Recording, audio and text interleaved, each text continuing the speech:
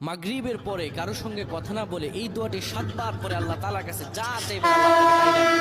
অভাবে আছেন, ঋণগ্রস্ত আছেন, মাথায় টেনশন, ঋণের বোঝা, বাড়িতে থাকতে পারতেছেন না, আল্লাহ সব আপনার পেরেশানি দূর করে দেবে ইনশাআল্লাহ। যদি আপনি আমলটি করতে পারেন, আমল মানুষের জীবন বদলিয়ে দেয়, আমল মানুষের জীবনকে পরিবর্তন করে দেয়। আল্লাহ তাআলা আপনার সব দোয়া কবুল করে নেবেন ইনশাআল্লাহ। মাগরিব নামাজের পরে কেবলামুখী হয়ে থাকবেন, কারো সঙ্গে কথা বলবেন না, কারো সঙ্গে কথা না বলে কেবলামুখী হয়ে আপনি পড়বেন আল্লাহুম্মা আজিরনা মিনান নার, আল্লাহুম্মা আজিরনা মিনান নার, আল্লাহুম্মা আজিরনা মিনান নার।